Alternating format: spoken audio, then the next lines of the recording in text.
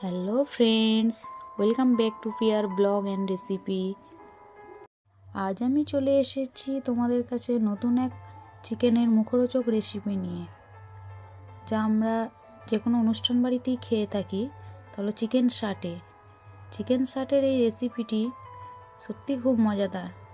চলো বন্ধুরা, এবার দেখে নেওয়া যাক কীভাবে চিকেন শাটে তৈরি করছি। তোমরাও বাড়িতে এইভাবে ট্রাই করবে।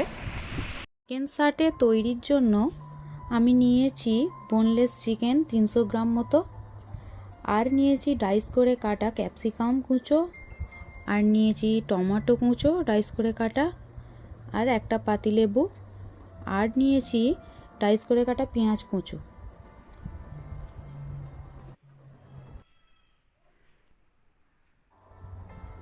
আর নিয়েছি পেঁয়াজ বাটা, পরিমাণ মতো নুন, 1 চা চামচ হলুদ গুঁড়ো, 1/2 চা চামচ লঙ্কা গুঁড়ো, 1/2 চা চামচ ধনে গুঁড়ো, 1 চা চামচ জিরে গুঁড়ো, আর 1/2 চা চামচ গরম মশলার গুঁড়ো, আর নিয়েছি পরিমাণ মতো একটু চিনি, আর লাগবে আদা রসুন বাটা, আর নিয়েছি কর্নফ্লাওয়ার। দেখতেই পাচ্ছ। এবার সবগুলি উপকরণ একসঙ্গে চিকেন, টমেটো আর ক্যাপসিকামের সঙ্গে মিশিয়ে দিলাম।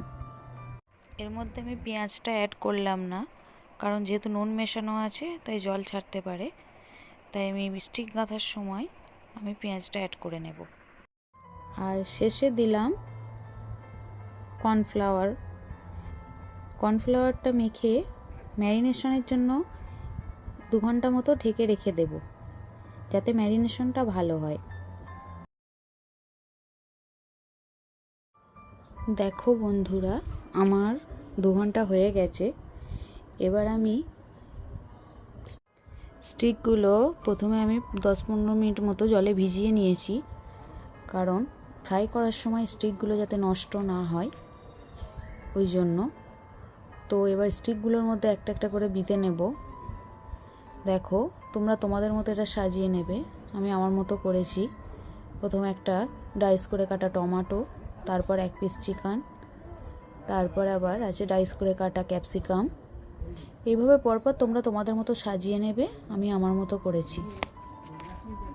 এভাবে সব চিকেনগুলো আমার দেখো রেডি হয়ে গেছে, কমপ্লিট।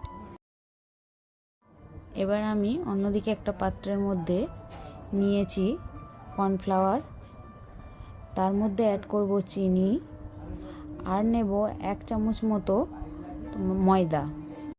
এবার ময়দাটার উপর দেব 2টো ডিম, দিয়ে একটা ব্যাটার তৈরি করব। দেখো বন্ধুরা, আমার ব্যাটারটা রেডি হয়ে গেছে। আন্দাজ মতো একটু নুন দেবে। এবার ব্যাটারটা রেডি হওয়ার পর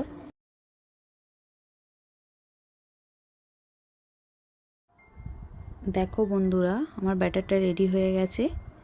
ওদিকে কড়াইতে তেল গরম হয়েছে। এবার স্টিকগুলো একটি করে ব্যাটারে ডুবিয়ে ভালো করে ফ্রাই করে নেব। ওভেনটা এই সময় একটু লো ফ্লেমে রাখবো, যাতে সুন্দর ফ্রাইটা হয়। দেখো, আমার ফ্রাই কমপ্লিট। সব স্টিকগুলো প্লেট আউট করে নিলাম। দেখো, দেখতে খুব সুন্দর লাগছে। এবার আমি সসের মিক্সচারটা রেডি করব। তার জন্য আমি একটা পাত্রে নিয়েছি টমেটো সস পরিমাণ মতো, আর নিয়েছি চিলি সস, আর তার সঙ্গে দেব সয়া সস। সব মিশ্রণগুলি একসঙ্গে একটি পাত্রে গরম করে নেব। গরম হয়ে যাওয়ার পর চিকেনের শাটের স্টিকগুলি একটা করে নিয়ে তার মধ্যে ডুবিয়ে প্লেট আউট করে নেব। দেখো, আমি প্লেট আউট করে নিয়েছি। দেখতে খুবই সুন্দর হয়েছে, খেতেও সুন্দর হবে। বন্ধুরা, তোমরাও বাড়িতে ট্রাই করে দেখবে। আশা করছি ভালোই লাগবে। আর আমার ভিডিওটি শেয়ার করতে ভুলবে না প্লিজ। ভালো লেগে থাকলে কমেন্টস করবে আর সাবস্ক্রাইব করবে। Thank you.